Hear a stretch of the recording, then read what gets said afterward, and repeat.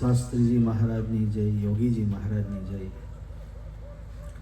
गुरु हरि परम पूज्य हरिप्रसाद स्वामी जी महाराज ની जय जय जय, प्रगट गुरु हरि परम पूज्य प्रबोध स्वामी जी महाराज ની जय जय जय, दासना दास थवानी जय जय जय, हरि प्रबोधम परिवार ની जय जय।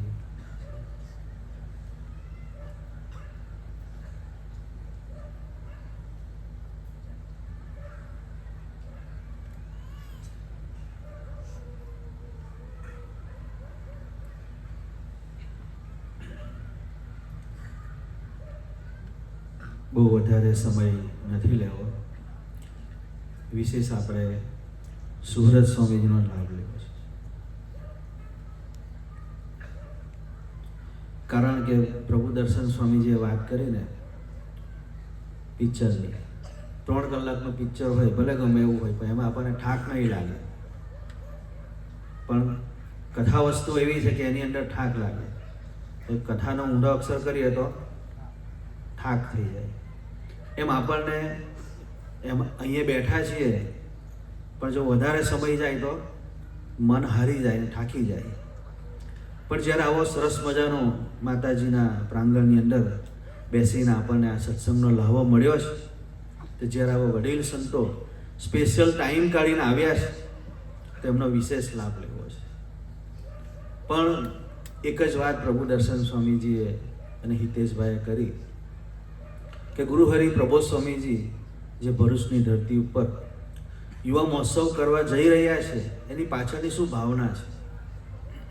તો એની પાછળની ભાવના એક જ છે કે આપણને સુખિયા કરવા છે। ગુરુ હરિપ્રસાદ સ્વામી સાથે 2013માં ન્યુઝીલેન્ડની ધરતી પર હતા, અને સ્વામીજીનું એક સૂત્ર હતું કે યોગ મારું સર્વસ્વ છે।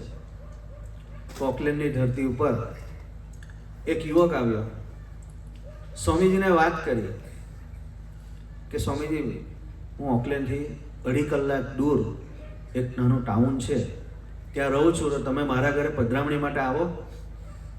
એટલે સ્વામીજીએ કહ્યું હા, 100% આવીશ।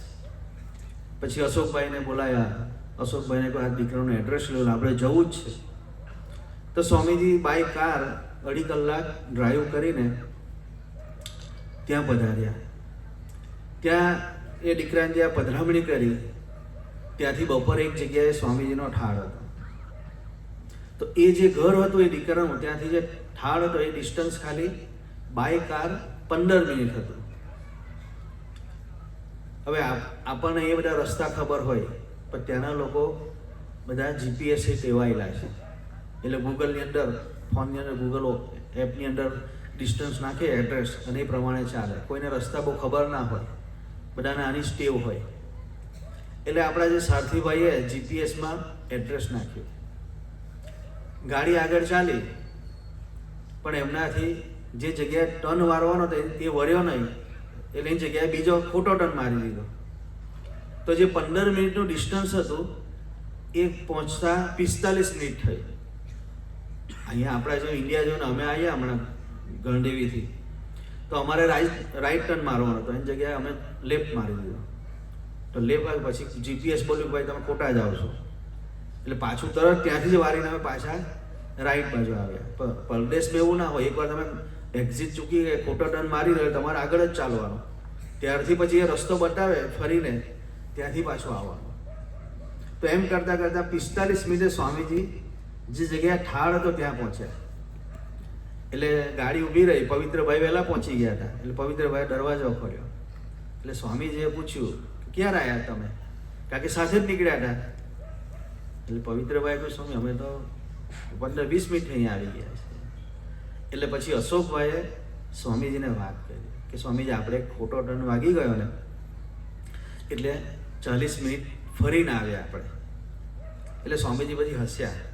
સ્વામીજી એવા પુરુષ છે ને, આપણી ગમે એવી ભૂલ હોય ને એને હસી લે, આપણે કોઈની ભૂલને સ્વીકારી ના શકીએ, તરત જ આપણે ટોકી નાખીએ કે ધ્યાન રાખવું જોઈએ કે ના રાખવું જોઈએ તારે, પણ સ્વામી ખૂબ હસ્યા। પણ એ હસ્યા પછી આપણને એક સરસ મજાની આખી જિંદગી યાદ રહે ને એવી એક વાત કરી આધ્યાત્મિક, અને સ્વામીજી એક વાત બોલ્યા, સો કે બસ આવી રીતે જીવનમાં જો ખોટો ટર્ન વાગી જાય ને તો આપણો આ જન્મારો બગડી જાય એમ. એટલે જીવનમાં ક્યારેય ખોટો ટર્ન ના વાગે ને એના માટે આ ઉત્સવ છે. આત્મીય યુવા મહોત્સવ આપણા જીવનનો ખોટો ટર્ન ના વાગે એના માટેનો છે. અને આવા પુરુષો નિરંતર આપણું ધ્યાન રાખતા હોય છે. હરિપ્રસાદ સ્વામી 2007માં જ્યારે નૈરોબી પધારેલા આફ્રિકાની ધરતી ઉપર, એક ભાઈને ત્યાં સ્વામીજીએ પધરામણી કરી. તો એમનો દીકરો હતો. સ્વામીજીએ નામ પૂછ્યું કે તારું નામ શું? તો એ દીકરાએ કહ્યું કે સ્વામી મારું નામ નિમિત્ત છે. એટલે સ્વામીજીએ બહુ સરસ વાત કરી. સ્વામી કે આ નામ મને બહુ ગમે. હા એમ કે તને ખ્યાલ નહીં હશે. પછી સ્વામીજીને વાત કરી કે અમે 2009માં મોટો યુવા મહોત્સવ કરવાના છે, તો એમાં તું આવજે. એટલે સ્વામીજીએ કહ્યું, પણ દીકરાએ એટલો બધો રિસ્પોન્સ ના આપ્યો. એમ આપણે બી ઘણી વખત કોઈને આમંત્રણ આપીએ તો આમ હા પાડે, પણ પેલું કેવું આમ કમ અને કે ભાઈ સંતો આવ્યા અમારાથી ના પડાય એટલે હા પાડી દે. એટલે એ રીતે સ્વામી પેલા દીકરાએ એમને આન્સર આપ્યો સ્વામીજીને. ફરી સ્વામીજી કે સ્વામી કે તારે સમયમાં તું આવજે. એટલે દીકરાએ ફરી ધીમે રહીને વાત કરી. ફરી સ્વામીજીએ કહ્યું તું દીકરા સમયમાં આવજે. એટલે પછી દીકરાએ કહ્યું હા આવીશ સ્વામીજી. અને પછી સ્વામીજીએ બહુ સરસ વાત કરી. સ્વામી કે તું યુવા મહોત્સવમાં આવીશ ને તો તારું જીવન સુખી થઈ જશે. અને બીજી વાત કરી સ્વામી કે તારી જીવનની અંદર ધ્યેયની ક્લેરિટી તૈયાર થઈ જશે. કે કહેતા કે તારું ડેસ્ટિનેશન ક્લિયર થઈ જશે તારા જીવનમાં. એટલા માટે તું સમયમાં આવજે. આ સમય કોઈ સામાન્ય વસ્તુ નથી કે બધાને ભેગા કરી ફોટોગ્રાફ પાડીને વિડીયો બહાર પાડીને પછી બધાને હા કરવાનો. પણ સમય જ આપણા જીવનનું ધ્યેય નક્કી કરે છે, આપણી યાત્રાને ભગવાન તરફ ચલાવે છે. એટલે ગુરુ હરિ પ્રભો સ્વામી 2 દિવસ પહેલાં અમે ભરૂચ પધારેલા. તો ભરૂચની જ્યાં સમય હતો એ જગ્યાએ પ્રભો સ્વામી પધારેલા. ત્યારે પ્રભો સ્વામી એક આશીર્વાદનું વાક્ય બોલતા વાત કરી. પ્રભો સ્વામી કે જાણે અજાણે આ સમયમાં કોઈ આવશે એના આત્માની યાત્રા ભગવાન તરફ ચાલશે. આખું જગત હમણાં જો ઓસ્ટ્રેલિયા, ન્યુઝીલેન્ડ, હોંગકોંગ, સિંગાપુર જેવા દેશમાં ફરીને આવ્યા છે. ત્યાંના લોકોને જોઈએ તો બધાની યાત્રા નરક તરફની છે, યમપુરી તરફની યાત્રા છે. તમે જુઓ ત્યાંના બધાને કોઈ સંસ્કાર નહીં, કોઈ પારિવારિક ભાવના નહીં, કોઈ જાતની એ લોકોના જીવનમાં આધ્યાત્મિકતા નહીં. નરક તરફની યાત્રા છે. આપણે ભગવાન તરફની યાત્રા કરવી છે. એટલા માટે આ સમયો છે, એટલા માટે આ સત્સંગ છે, એટલા માટે આપણે આ વાત કરી રહ્યા છીએ. એટલે આપણે બધાને આમંત્રણ આપીએ છીએ કે 2000 આ જે 5મી જાન્યુઆરીએ ભરૂચનો સમયો થઈ રહ્યો છે તો એમાં આવજો ખાસ. પણ કહેવાનો મતલબ કે આવા દિવ્ય પુરુષોનું એક દર્શન આપણા જીવનને શાંત પાડી દે, અને શાંત કરી દે. હમણાં ઓસ્ટ્રેલિયાની ધરતી પર હતા તો અમે પર્થમાં પધારેલા. તો પર્થની અંદર એક ભાઈને ત્યાં આપણો એક દીકરો જોબ કરે છે, પોતાની એકાઉન્ટન્ટની આખી મોટી ફર્મ છે. તો એ દીકરાએ કહ્યું કે સ્વામી મારી ઓફિસમાં પધરામણી કરવાની છે. મેં ગયા ત્યાં જે ભગત હતા જીગરભાઈ કરીને, એ પોતે કેન્યા બોર્ન થયા હતા. કેન્યાથી પછી ઓસ્ટ્રેલિયા આવે, અને ઓસ્ટ્રેલિયા આવીને અમે પોતાની ફર્મ શરૂ કરી. પછી આપણે તો પહેલી વખત મુલાકાત હતી એ ભાઈની. એટલે ત્યાં ઠાકોરજી, આ નાના ઠાકોરજી છે, ઠાકોરજીનું પૂજન કર્યું. પછી એમણે થોડી ચોકલેટનો પ્રસાદ હતો ભગવાનને ધરાયો. પછી બધી વાતચીત કરી. તો એ ભાઈ નડિયાદના છે મૂળ, અને અત્યારે ત્યાં ઓસ્ટ્રેલિયામાં રહે છે, પર્થમાં. પછી અમે આ વર્ષે નવા વર્ષનું કેલેન્ડર આપ્યું. હવે એની સાથે એનો જે સ્ટાફ હતો એમાં ઘણી બધી દીકરીઓ બી હતી. એ ઇન્ડિયન આપણો ખાલી એક દીકરો હતો, એ પોતે કેન્યન બોર્ન. બાકીના બધા ચાઇનીઝ બેકગ્રાઉન્ડ દીકરીઓ હતી. તો અમે પછી ગયા, સ્વામીજીનું કેલેન્ડર આપ્યું પ્રભો સ્વામીજીનું. એટલે પેલા દીકરાએ ત્યાં હેંગ કર્યું. ત્યાર પછી અમે ગયા. પછી એ દીકરાએ, જે પેલી એક દીકરી હતી પોતે વિયેતનામની બોર્ન થયેલી અને ત્યાં જોબ કરે છે, એણે પછી આપણા દીકરાને કહ્યું સંકેતને કે સંકેત આ કોણ છે? પ્રભો સ્વામીજીની મૂર્તિ સામે જ હોય છે એમણે કેલેન્ડરમાં. તે કે આ મારા પ્રિસ્ટ છે. તે કે એની આંખમાં એટલું બધું તેજ છે ને, જેને લઈને આજે મને આખા રૂમની અંદર દિવ્યતાનો એક અનુભવ થાય છે, કે પ્રકાશનો અનુભવ થાય છે. અને ત્યાર પછી એણે વાત કરી કે ક્યારે આવવાના છે? તો કે 2026માં એ ફરી આવવાના છે અહીંયા ઓસ્ટ્રેલિયાની ધરતી પર. અને ત્યારે પેલી એ દીકરીએ કહ્યું એ સંકેતને કે જ્યારે તારા ગુરુ આવે ને તો આવી રીતે ઓફિસમાં જ્યારે આવે છે ને એવી રીતે મારા ઘરે પણ તેને લઈને આવજો, મારે એમના દૂરથી દર્શન કરવા છે. તો આવા પુરુષોના દિવ્યતા એવી છે કે જેમના ખાલી ફોટોની અંદર દર્શન કરીએ તો હૈયાને ઠંડક આપે. તો આવા પુરુષોના સમયમાં આવીને રૂબરૂ દર્શન કરીશું તો આપણા હૈયાને પણ કેટલી ઠંડક મળશે. આપણે જીવનને ધન્ય કરવું છે, હૈયાને વિશે ઠંડક પ્રસરાવી. બાકી આખું જગત અહીંયા ગરમ જ છે, હૈયું બધાનું ગરમ છે, પણ આપણે હૈયામાં નિરંતર શાંતિ પ્રગટાવી છે, નિશ્ચિંતતા, નિર્ભયતા, શુભ વિચારો પ્રગટાવ્યા છે. એના માટેનો સત્સંગ છે. એના માટે આવા ગુરુહરિ સ્વામી શ્રી અને ગુરુહરિ પ્રબોધ સ્વામી જેવા સંતોનો યોગ જોઈએ કે જેમાં અખંડ ભગવાન રહેલા છે. એક પ્રસંગની વાત કરી આપણે, સુહૃદ સ્વામીજીનો લાભ લેવો છે કે ગુરુહરિ પ્રબોધ સ્વામીજી કેવા છે. તો હમણાં પ્રબોધ સ્વામીજી એવી મંદિરે હોય તો ઘણા બધા ભક્તો દર્શન કરવા આવતા હોય. તો અમારા શ્રીજી ચરણ સ્વામી છે, તો એક મહેન્દ્રભાઈ કરીને એક ભગત છે, એમને લઈને આવ્યા હતા. તો પછી સ્વામીજી ત્યાં કુટીરમાં બેઠા હોય હિંચકે, અને પછી બધા ભક્તો લાઈનમાં દર્શન કરે. તો મહેન્દ્રભાઈનો જ્યારે વારો આવ્યો એટલે શ્રીજી ચરણ સ્વામીએ ઓળખાણ આપી કે સ્વામી આ નસવાડીના આપણા ભગત છે.